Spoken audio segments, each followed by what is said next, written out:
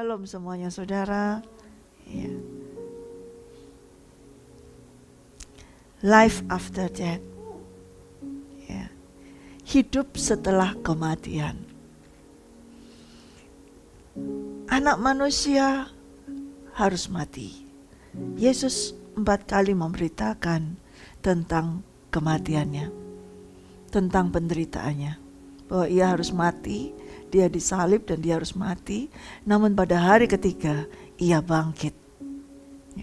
Supaya kita semua mengalami hidup yang mana akibat dosa hidup kita itu menjadi hilang. Karena dosa melanggar perintah Tuhan, tidak taat kepada Tuhan. Tuhan berkata, kalau kamu melanggar dan memakan buah pengetahuan baik dan jahat ini, seketika itu juga engkau akan mati. Tidak lagi beroleh hidup yang kekal. Manusia rohnya mati, manusia jasmaninya mati. Oleh karena itu kemarin saya sudah sampaikan, dan ini sedikit lanjutan, ya, bahwa kita semua harus mau menerima hidup lagi. Kalau memang kita ini mau disatukan dengan Yesus Kristus. Tetapi kalau kita tidak mau, maka kita akan menolak Yesus Kristus. Seperti beberapa orang yang ada tertulis di firman Tuhan di Alkitab pada saat itu. Pada saat Tuhan hadir pun, pada saat Tuhan hidup, banyak orang yang menolak dia. Setiap orang yang tidak mau datang kepada Tuhan Yesus berarti ia menolak hidup. Mereka mengejar hidup, mereka berusaha untuk hidup, tetapi mereka tidak mau datang kepada Tuhan Yesus.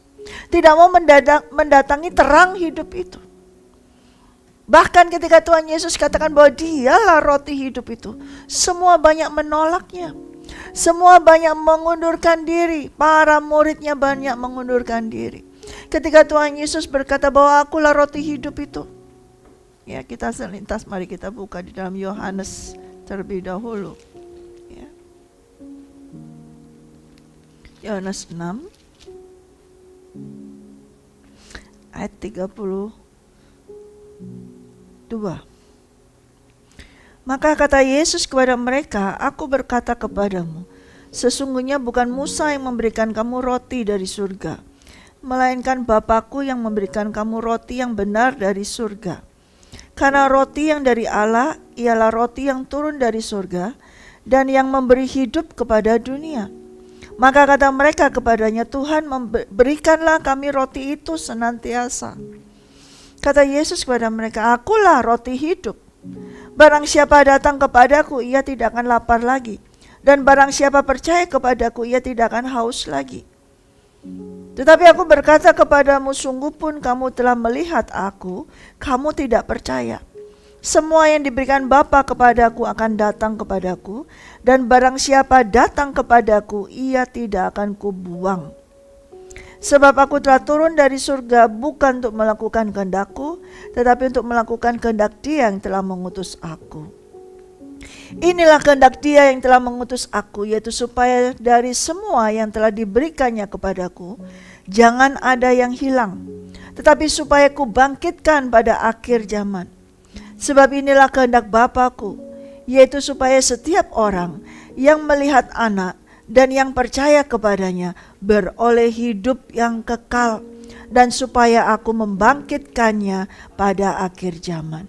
Maka bersungut-sungutlah orang Yahudi tentang Dia, karena Ia telah mengatakan, akulah roti yang telah turun dari surga. Kita melihat di sini, mereka orang-orang yang mengikuti Tuhan Yesus terus menerus, dan bahkan ketika Tuhan Yesus memberikan makanan dari 5 roti dan 2 ikan, mereka senang sekali karena mereka bisa hidup. Dari makanan itu mereka bisa hidup, ya. Makanya mereka mengikuti terus. Dan Tuhan tahu mereka ini mengikuti Dia bukan untuk mau menjadi muridnya, bukan untuk mau mengikuti Dia, menyangkal dirinya, memikul salibnya dan mengikuti Dia, tidak. Mereka ini mengikuti dia hanya karena roti, karena hanya makanan. Dan Tuhan katakan, bekerjalah bukan untuk makanan yang akan dapat binasa, melainkan untuk makanan yang bertahan sampai pada hidup yang kekal, di ayat 27. Bekerjalah bukan untuk makanan yang dapat binasa, melainkan untuk makanan yang bertahan sampai pada hidup yang kekal, yang akan diberikan Anak Manusia kepadamu. Sebab dialah yang disahkan oleh Bapa Allah dengan meterainya. Lalu kata mereka kepadanya, apakah yang harus kami perbuat supaya kami mengerjakan pekerjaan yang dikehendaki Allah? Jawab Yesus kepada mereka, inilah pekerjaan yang dikehendaki Allah, yaitu hendaklah kamu percaya kepada Dia yang telah diutus Allah. Jadi maunya mereka itu gak bekerja tapi dapat makanan. Maunya mereka itu senang kalau mereka gak kerja karena mereka ikut Yesus. Yesus memecahkan roti dari 5 roti dan 2 ikan. Dan mereka semua, orang 5.000 orang tuh kenyang semua. Dan mereka berkata, mungkin dalam hatinya, asik ya kalau mengikut Yesus seperti ini, gak usah kerja tapi dapat. Nah, mereka maunya bekerja untuk makanan, untuk mencari. Makanya mereka susah-susah payah pergi mengikuti Yesus. Lalu Yesus tahu, kamu ini susah-susah mengikuti aku, itu merupakan suatu kerjaan ya, ditinggal semuanya kerja. Tapi tujuannya hanyalah untuk yang sementara. Tujuannya hanyalah untuk yang sesuatu yang bisa hilang, yang dapat binasa. Makanan roti hanya untuk bisa binasa. Kita lapar saudara, lalu kita makan. Kalau kita gak makan, kelaparan, lama-lama kelaparan juga bisa mati ya. Tetapi kalau kita makan, bukan berarti membuat kita hidup hanya sesaat. Karena Tuhan tahu manusia ini hidupnya sementara. Karena akibat dosa, manusia yang seharusnya hidup kekal itu tidak menjadi kekal lagi, harus mengalami kematian. Dan ketika mereka mengalami kematian, mereka berusaha. Ada yang sakit, mereka sembuhkan. Ada yang sakit, mereka berusaha mencari pengobatan segala macam untuk bekerja supaya bisa dapat makanan. Mereka bekerja keras, membanting tulang, memeras keringat untuk dapat makanan sesuap nasi, yang kemudian ketika dimakan setelah itu mati. Ya, masih ingat cerita tentang janda yang miskin di zaman Elia? Ya. Dia katakan, ini terakhir, makananku terakhir. Setelah aku masak, setelah itu aku makan bersama aku dan anakku, setelah itu aku mati. Nah, lalu kalau sudah tahu mati, buat apa makan? Kan gitu ya. Tapi manusia itu tetap mau cari makan walaupun akhirnya mati. Makanya ini yang Tuhan Yesus tegur kepada orang-orang yang berbondong-bondong mengikuti Dia. Bukan mencari hidup itu yang sesungguhnya, tapi hanya hidup yang sementara. Hanya untuk mencari roti, makanan yang sementara, yang bisa membuat dia hidup sementara. Makanya Tuhan berkata, bekerjalah bukan untuk makanan yang dapat binasa, melainkan untuk makanan yang bertahan sampai kepada hidup yang kekal, yang diberikan Anak Manusia kepadamu, sebab dialah yang disahkan oleh Bapa Allah dengan meterainya. Waduh, setelah mendengar kalau kita bisa bekerja untuk makanan yang bisa kekal, enak juga tuh ya. Mau saya mau pekerjaan apa itu yang bisa membuat saya jadi punya makanan yang gak habis-habisnya. Mau dong, kasih tahu tuh Tuhan, pekerjaan apa supaya kami bisa mengerjakan pekerjaan yang dikehendaki oleh Allah ya. Jawabnya Tuhan Yesus, bukan bekerja melakukan ini, melakukan itu, di perusahaan ini, di perusahaan itu, di negara ini, di negara itu. Tapi jawaban Tuhan adalah, inilah pekerjaan yang dikehendaki Allah, yaitu hendaklah kamu percaya kepada Dia yang telah diutus Allah. Percaya kepada siapa? Kepada Yesus Kristus. Percaya kepada Yesus Kristus itu adalah pekerjaan yang menghasilkan makanan yang tidak akan binasa, makanan yang tidak membuat kita binasa. Ketika kita percaya kepada Yesus Kristus, kita masuk di dalam firman itu, perkataan Yesus, kita percaya, kita makan perkataan Yesus, kita makan firman itu. Firman itu menjadi makanan bagi kita yang tidak membuat kita binasa, yang tidak membuat kita habis kelaparan. Justru makanan firman itu membuat kita hidup. Nah, itu yang Tuhan mau katakan. Susah payah kamu ngikuti aku, berjalan sampai sejauh ini hanya untuk sepotong roti, yang kemudian setelah itu kamu lapar lagi, dan kalau tidak ada lagi kamu mati binasa. Karena mereka orientasinya hidup hanya untuk yang kelihatan ini, mencari bekerja hanya untuk makanan yang kelihatan, hanya sampai di situ. Lalu pikiran mereka hanya kita hidup, kita makan untuk hidup. Nah, pikirannya begitu. Cari makan untuk hidup. Begitu hidup selesai, habis, ya sudah. Nah, begitu saja. Sedangkan Tuhan mau jelaskan, manusia tidak berhenti di ketika mati. Tidak. Karena manusia itu diciptakan adalah kekal. Hidup kekal. Kalaupun mati, mati kekal. Kalaupun hidup, hidup kekal. Karena itu Yesus datang. Dia adalah berkata, akulah roti hidup itu. Kalau kamu makan roti hidup itu, kamu tidak akan lapar lagi. Dan barang siapa percaya kepadaku, ia tidak akan haus lagi. Makan roti hidup. Bukan mana yang diturunkan dari surga menurut nenek moyang mereka. Oh, bangsa Israel semua makan yang mana di padang gurun bisa hidup. Dia pikir juga Musa yang memberikannya, tapi itu dari Tuhan Allah Bapa. Ya. Dan ketika mereka mendengar Yesus berkata bahwa akulah roti hidup, mulai mereka bersungut-sungut. Kok dia roti hidup? Ya. Kok bisa dia roti hidup? Tidak percaya mereka. Bagaimana mungkin dia ini roti hidup? Dia kan Yesus, anak Yusuf. Dia kan ibu bapaknya kita kenal. Tukang kayu kita udah kenal, tuh tetangga kita. Kok bisa ngomong roti hidup dari surga? Ngomong apa dia ini? Ya, makanya dia sudah dah bersungut-sungut, sudah. Makanya Yesus katakan di sini, di ayat yang 41. Maka bersungut-sungutlah orang Yahudi tentang dia karena ia telah mengatakan, akulah roti yang telah turun dari surga. Kata mereka, bukankah ia ini Yesus anak Yusuf yang ibu bapaknya kita kenal? Bagaimana ia dapat berkata aku telah turun dari surga? Jawab Yesus kepada mereka, jangan kamu bersungut-sungut. Tidak ada seorang pun yang dapat datang kepadaku jikalau ia tidak ditarik oleh Bapa yang mengutus aku. Dan ia akan kubangkitkan pada akhir zaman. Ada tertulis dalam kitab nabi-nabi, dan mereka semua akan diajar oleh Allah. Setiap orang yang telah mendengar dan menerima pengajaran dari Bapa datang kepadaku. Hal itu tidak berarti bahwa ada orang yang telah melihat Bapa. Hanya dia yang datang dari Allah. Dialah yang telah melihat Bapa.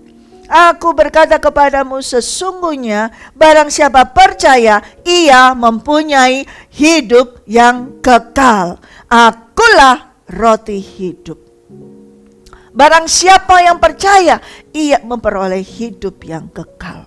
Percaya kepada siapa? Bukan percaya kepada rotinya, bukan percaya pada roti Yesus dapat memecah-mecahkan roti, tapi percaya kepada Yesus yang adalah roti hidup itu, yang turun dari surga. Nah, yang diutus oleh Bapa. Percaya di situ merupakan pekerjaan.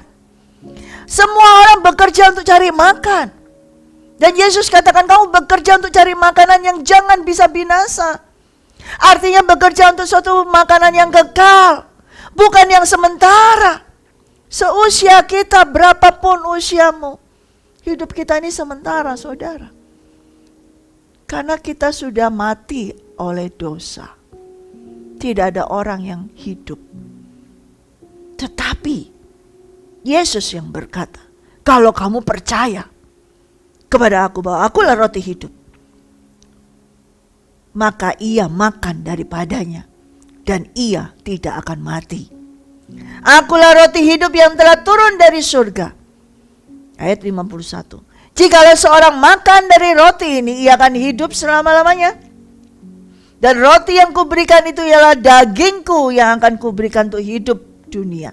Mulai lagi. Orang Yahudi bertengkar antara sesama mereka dan berkata, bagaimana ia ini dapat memberikan dagingnya kepada kita untuk dimakan? Tuh kan, pikirannya hanya kedagingan saja. Ya, ketika Yesus berkata, aku akan memberikan dagingku untuk diberikan untuk hidup, mereka pikir nanti Yesus mau motong-motong dagingnya kemudian dibagi-bagikan seperti dia memecah-mecahkan roti. Ya, mereka berpikirnya hanya secara daging, lahiriah saja, yang kelihatan saja. Maka kata Yesus kepada mereka, aku berkata kepadamu, sesungguhnya jikalau kamu tidak makan daging anak manusia dan minum darahnya, kamu tidak mempunyai hidup di dalam dirimu. Barang siapa makan dagingku dan minum darahku, ia mempunyai hidup yang kekal, dan aku akan membangkitkan dia pada akhir zaman. Sebab dagingku adalah benar-benar makanan, darahku adalah benar-benar minuman. Barang siapa makan dagingku dan minum darahku, ia tinggal di dalam aku dan aku di dalam dia. Sama seperti Bapa yang hidup mengutus aku, dan aku hidup oleh Bapa. Demikian juga barang siapa yang memakan aku akan hidup oleh aku. Inilah roti yang telah turun dari surga, bukan roti seperti yang dimakan nenek moyangmu dan mereka telah mati. Barang siapa makan roti ini, ia akan hidup selama-lamanya. Yesus jelaskan kepada mereka semua, kamu harus makan dagingku, minum darahku. Mulai yang tadi bicara tentang roti hidup aja sudah mulai bersungut-sungut. Lalu sekarang Yesus berkata bahwa kamu harus makan dagingku. Gimana caranya kita suruh makan daging manusia? Gimana ini? Bagaimana nih caranya? Terus kemudian dikatakan kamu harus minum darahku. Kita harus minum darahnya dia. Bagaimana ini? Mereka tidak percaya. Dan Yesus katakan, kalau kamu gak makan dagingku dan minum darahku, kamu tidak mempunyai hidup. Tetapi kalau kamu makan dagingku dan minum darahku, kamu mempunyai hidup yang kekal. Dan aku akan membangkitkan dia pada akhir zaman. Sebab dagingku adalah benar-benar makanan, darahku benar-benar minuman. Saudara, ketika kita memakan dagingnya Tuhan Yesus, meminum darahnya Tuhan Yesus, bukan kita menjadi kanibal, makan daging orang, minum darah manusia, tidak. Tetapi yang Tuhan Yesus katakan, kamu percaya akan penderitaan yang aku alami. Kamu percaya akan salib yang harus aku tanggung. Kamu percaya aku harus mati. Orang kalau dikatakan mau makan dagingku dan minum darahku, berarti dia harus mati. Dan kamu harus percaya bahwa Mesias yang akan memberikan kamu hidup harus mengalami mati dulu, baru kamu bisa makan daging dan minum darah. Yesus mati supaya kita bisa makan dagingnya dan minum darahnya. Kalau Yesus masih hidup, kita tidak bisa makan dagingnya dan minum darahnya. Artinya kamu harus percaya bahwa aku harus mengalami kematian. Itu yang dipercayai dulu. Dengan kematian Yesus, dagingnya dipecah-pecahkan, dibagikan seperti yang memecah-mecahkan roti, dibagikan, dan meminum darahnya. Diminum seperti meminum cawan ketika dia melakukan perjamuan terakhir setiap orang. Nah di situ berarti kita setiap orang yang makan daging dan minum darah Yesus adalah masuk di dalam Yesus, menjadi satu dengan Yesus. Nah itulah orang yang percaya. Kalau orang tidak percaya, tidak akan mau menjadi satu dengan Yesus. Ya. Dikatakan di sini, sebab dagingku adalah benar-benar makanan dan darahku adalah benar-benar minuman. Barang siapa makan dagingku dan minum darahku, ia tinggal di dalam aku dan aku di dalam dia. Nah ini yang terpenting saudara. Jadi bukan makan dagingnya Yesus secara harafiah, secara daging, dan minum darahnya Yesus, benar-benar minum darah Yesus. Tetapi artinya tinggal di dalam dia, masuk di dalam dia, masuk menjadi satu di dalam penderitaannya dia. Masuk menjadi satu ketika ia ditinggalkan, ketika ia di kayu salib dipaku, mati, masuk menjadi satu dalam kematiannya. Sehingga baru bisa menjadi satu di dalam kebangkitannya. Sama seperti Bapa yang hidup mengutus aku. Aku hidup oleh Bapa. Demikian juga barang siapa yang memakan aku, ia akan hidup oleh aku. Bapa hidup. Kita tidak bisa melihat Bapa. Tidak ada seorang pun yang bisa melihat Bapa. Tapi Bapa itu hidup. Ya. Dan Bapa mengutus Yesus. Di dalam Yesus adalah hidup Bapa itu.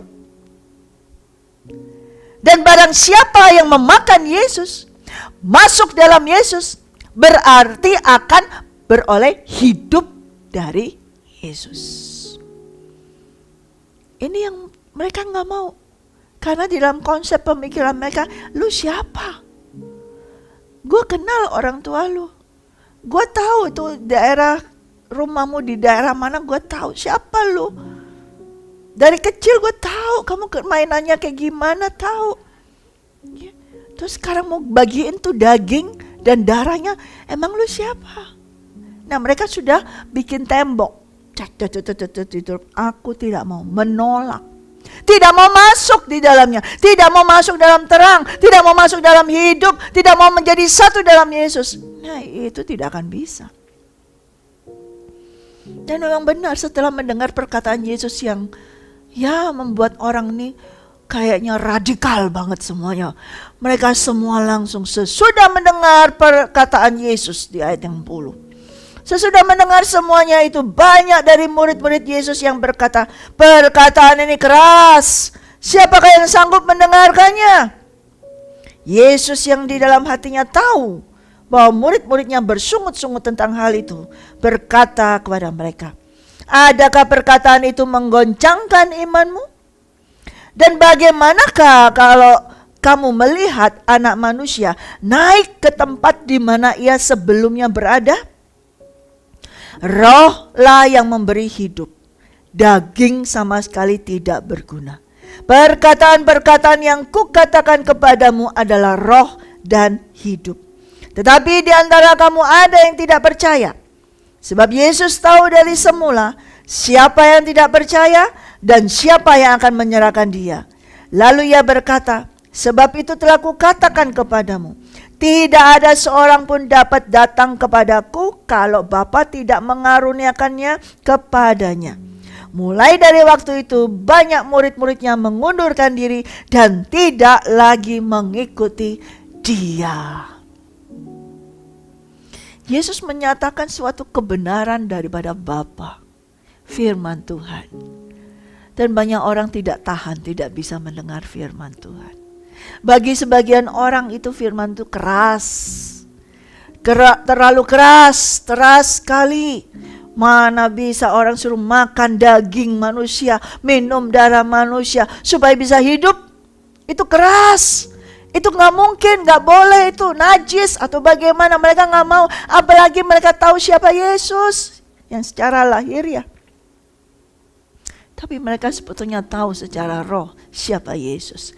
Tapi memang mereka menolak Yesus.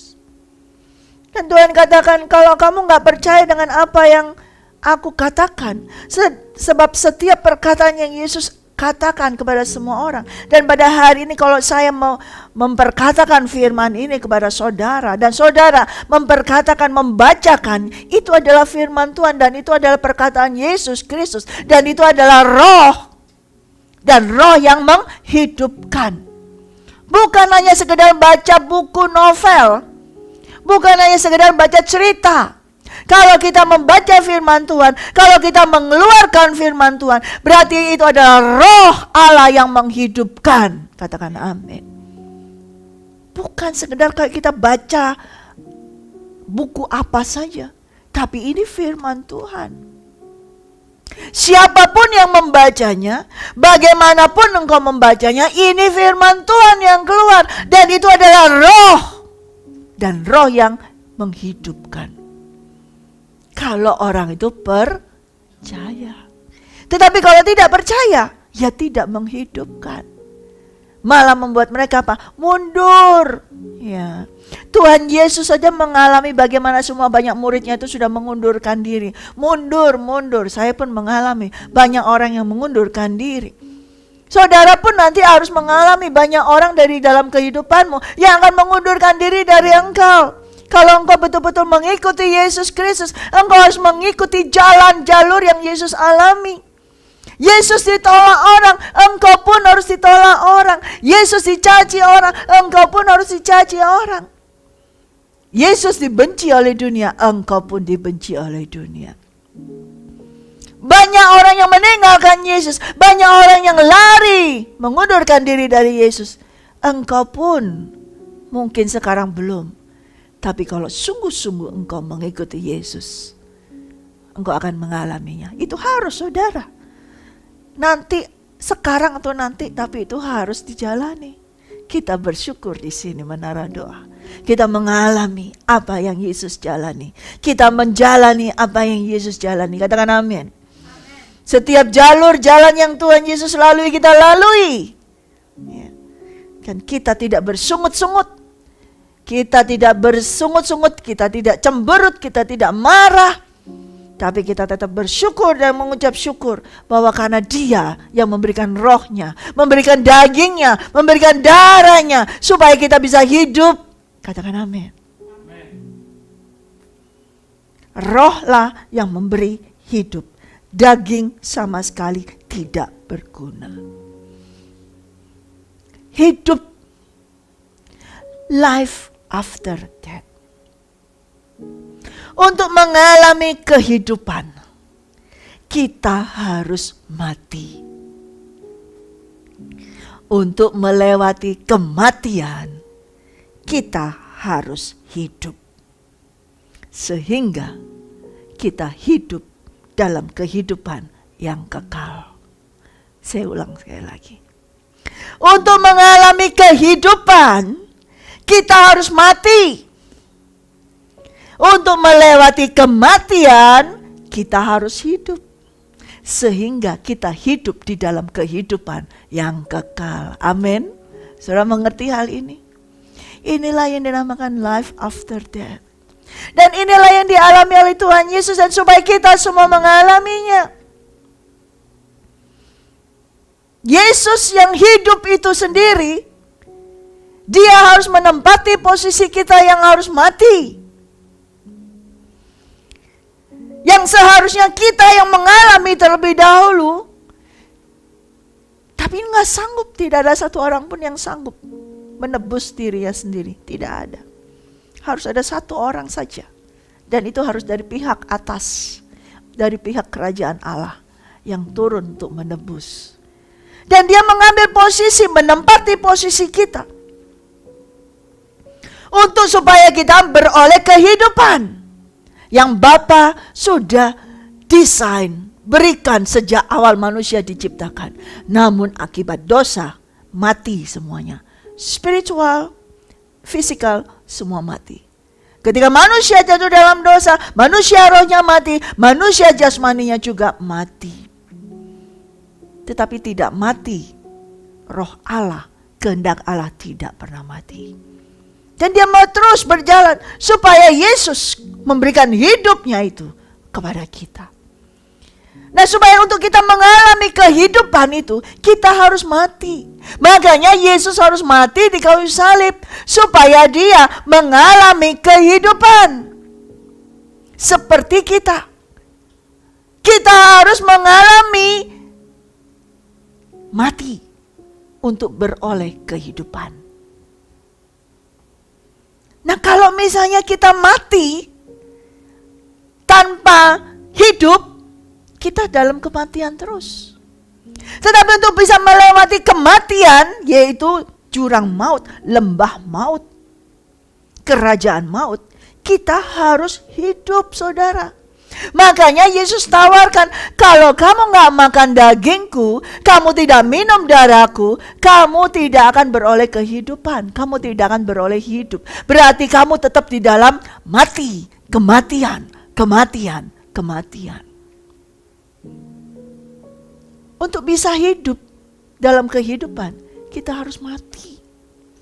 Kemarin saya sampaikan, Rasul Paulus berkata, matikanlah manusia duniawimu. Kita harus matikan kedagingan kita harus matikan. Ambisi kita, keinginan pribadi kita, hawa nafsu kita, itu harus kita matikan.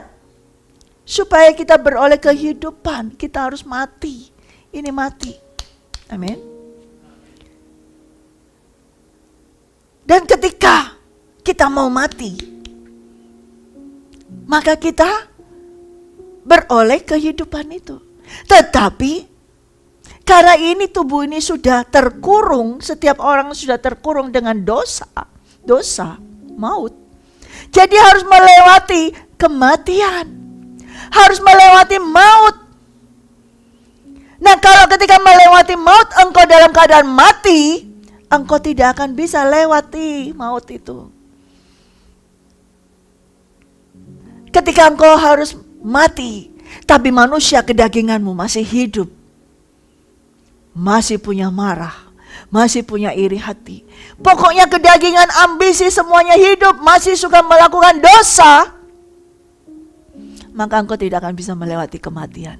Ketika sudah selesai waktumu mati, engkau tidak bisa melewati kematian. Namun ketika engkau mati, mematikan kedaginganmu, mematikan hawa nafsumu, tidak berdosa, tidak berbuat dosa lagi, karena makan daging Yesus dan minum darah Yesus, tetap tinggal dalam Yesus, berarti engkau memiliki apa? Hidup. Sekalipun engkau berjalan di dalam lembah kekelaman, dalam kematian, engkau tidak tinggal di dalam kematian. Sekalipun harus melewati kematian, engkau hidup sehingga naik dan beroleh kehidupan yang kekal. Mengertikah saudara hal ini? Haleluya, puji Tuhan.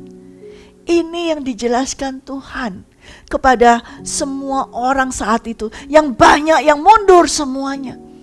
Mereka tidak bisa menangkap, mereka tidak bisa percaya bahwa hanya dengan makan darah Yesus dan makan dagingnya dan minum darah Yesus, mereka beroleh hidup. Mereka nggak percaya itu.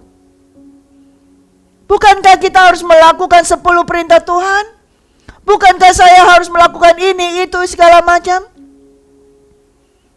Padahal yang diminta, diberikan oleh Tuhan Yesus pada semua orang adalah, kalau kamu mau hidup, kamu cuma makan dagingku dan minum darahku. Dan ketika kamu makan dagingku dan minum darahku, itu artinya kamu tinggal di dalam aku dan aku di dalam kamu. Itu artinya kamu percaya kepadaku dan aku percaya kepadamu. Katakan amin. Hanya itu, sederhana. Tapi mereka tidak bisa terima hal itu, menolak hal itu. Tidak mungkin ini, tidak bisa. Mundur mereka. Berapa banyak sekarang manusia kelihatannya berbondong-bondong mengikuti Yesus.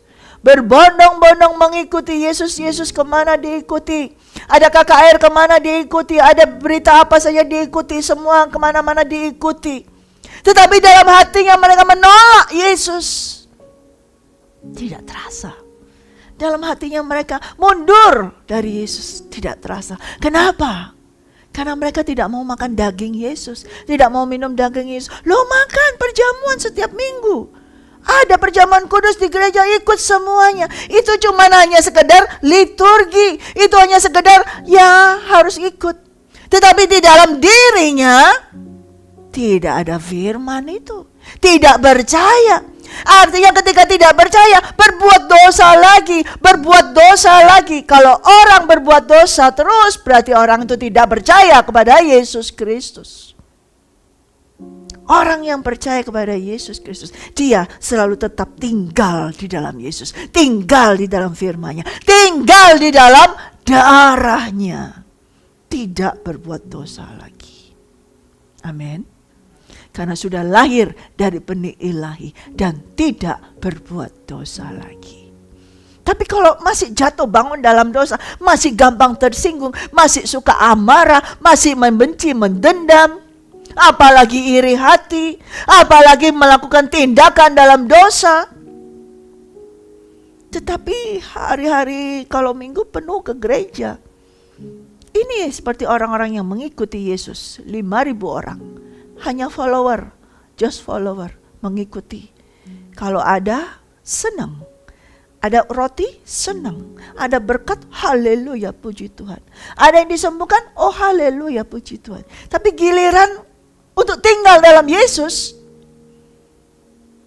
dan Yesus tinggal dalam dia, terkunci. Tidak bisa bergerak apa-apa. Tinggal dalam Yesus, enak. Oh enak, pakai nama Yesus, pakai firman Tuhan, dipakai, dikutip segala macam. Tinggal dalam Yesus enak, menikmati semuanya. Tapi ketika Yesus harus masuk di dalam dia, nah itu dikunci. Gak bisa gerak. Mau ini gak boleh, ini gak boleh. Kok kayak Taurat? Bukan Taurat. Karena Yesus firman itu yang menguasai kita. Taurat itu sebagian dari firman Tuhan, yaitu Yesus sendiri. Bukan ini gak boleh, itu gak boleh. Karena kita ada di dalam Yesus Kristus. Artinya yang gak boleh itu adalah keinginan daging kita. Yang gak boleh itu adalah hawa nafsu kita. Itu yang gak boleh. Bukan gak boleh, tidak bisa. Karena Yesus harus masuk di dalam kita. Amin. Jadi orang banyak suka masuk dalam Yesus. Tapi untuk Yesus masuk dalam dia, itu yang mereka menolak. Nah ini mereka semua mundur. Karena Yesus mau masuk dalam dia. Oh no. Nanti kita gak bisa kemana-mana, gak bisa ngapa-ngapain. Kalau kita dalam Yesus, suka-suka ketika dalam Yesus masuk. Oh Tuhan maaf ya, gak bisa, ini ada janjian yang lain. Besok-besok deh saya datang lagi. Kan masih bisa keluar masuk, enak bebas. Tapi kalau Yesus sudah tinggal dalam kita, tidak ada way out, tidak ada jalan keluar. Hanya lewat jalan Yesus. Gak ada pintu lain. Amin.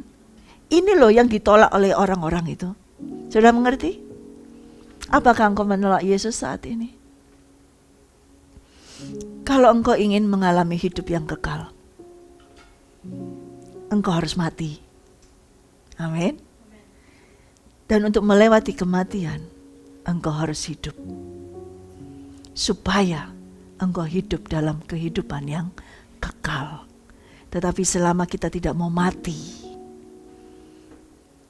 kalau kita tidak mati, Yesus tidak akan masuk dalam kita. Yesus mati, kita bisa masuk dalam Yesus. Tapi untuk Yesus masuk dalam kita, kita harus mati. Amin. Selama kita masih hidup, hidup apa bu? Hidup dalam kedagingan, hidup dalam hawa nafsu, hidup dalam pikiran sendiri. Maka Yesus tidak akan masuk dalam kita, tidak akan bisa tinggal dalam kita. Kita bisa memuji dia.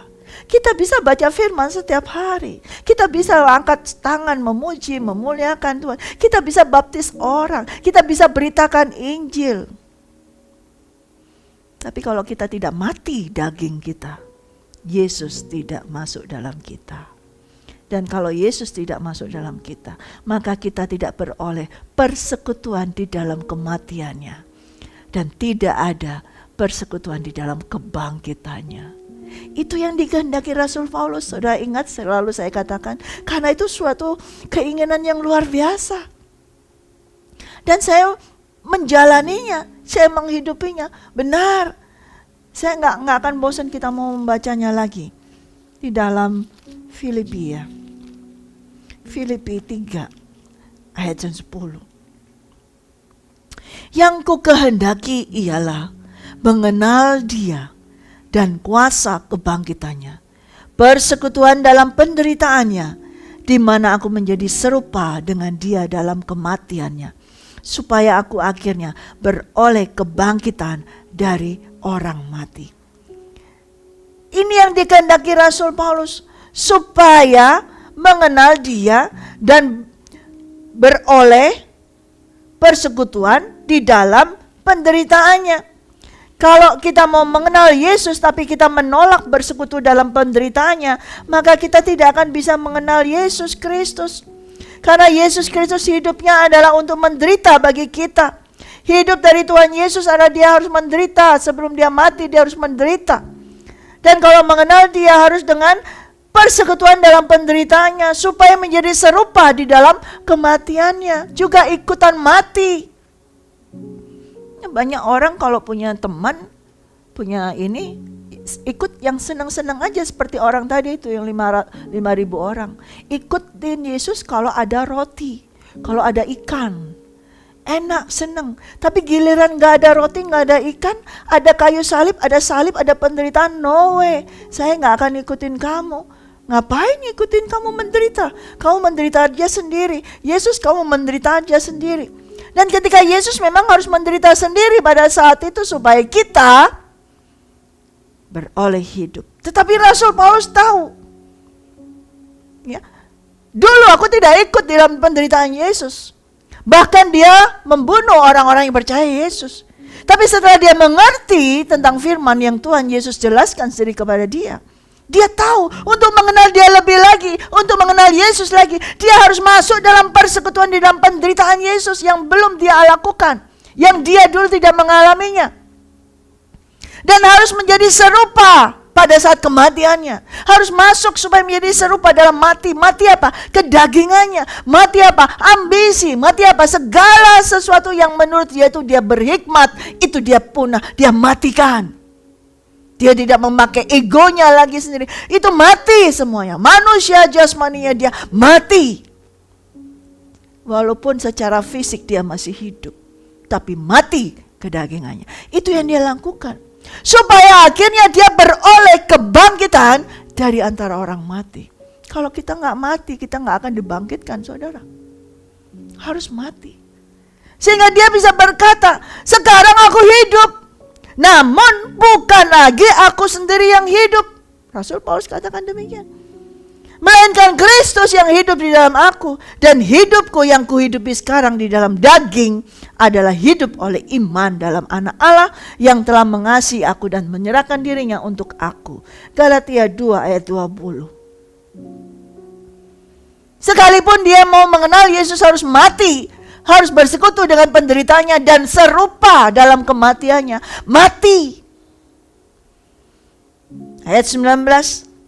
Sebab aku telah mati oleh hukum Taurat untuk hukum Taurat, supaya aku hidup untuk Allah. Aku telah disalibkan dengan Kristus, namun aku hidup. Tetapi bukan lagi aku sendiri yang hidup, melainkan Kristus yang hidup di dalam aku. Dan hidupku yang kuhidupi sekarang ini di dalam daging adalah hidup oleh iman dalam Anak Allah yang telah mengasihi aku dan menyerahkan dirinya untuk aku. Aku tidak menolak kasih karunia Allah, sebab sekiranya ada kebenaran oleh hukum Taurat, maka sia-sialah kematian Kristus. Ini hasil yang Rasul Paulus dapati. Setelah dia mengenal Yesus dengan cara harus menjadi serupa dengan dia. Di dalam penderitaannya, di dalam kematiannya. Supaya dia beroleh kehidupan, kebangkitan dari orang mati. Memang dia belum mati secara fisik, tapi dia katakan aku sudah mati dalam dosaku. Aku sudah mati dalam hukum Taurat yang menurut dia itu sesuatu yang luar biasa. Dia mati, tapi dia hidup. Dia disalibkan juga bersama dengan Kristus. Dan dia hidup. Dan hidupnya bukan yang dulu, tapi hidupnya Kristus yang di dalam dia. Jadi kita ini bukan hidup baru, saudara, sebetulnya. Kita sudah tidak ada lagi, tapi Kristus yang hidup di dalam kita. Katakan amin. Kalau kita mencoba buat kita hidup baru, kita perbarui sendiri kita, pola pikir kita ubah sendiri, cara hidup kita ubah sendiri, nanti balik lagi, saudara, kepada kubangan itu. Banyak orang yang berusaha mengubah dirinya sendiri. Sesaat saja dalam suatu perkumpulan, dalam satu lingkungan, oh kayaknya berubah. Tapi ketika ada masalah, kembali lagi kepada kehidupan yang lama. Karena mereka hanya berusaha memperbarui dirinya sendiri. Bukan Yesus yang hidup di dalam kita. Untuk Yesus hidup di dalam kita, seperti Rasul Paulus katakan ini, kita harus mati. Selama kita tidak mati, Yesus tidak akan tinggal di dalam kita, tidak akan hidup dalam kita. Dan kalau Yesus tidak hidup dalam kita dan tinggal dalam kita, hidup kita itu sia-sia, saudara. Dan kita juga menyia-nyiakan kematian Kristus. Life after death. Ada kehidupan, ada hidup setelah kematian. Kalau saudara mau itu, tadi saya sudah katakan, kita harus mati. Untuk masuk kehidupan, kita harus mati. Melewati kehidupan, kita harus mati. Untuk melewati kematian, kita harus hidup. Supaya kita hidup bersama-sama dalam kehidupan yang kekal bersama dengan Yesus Kristus. Amin.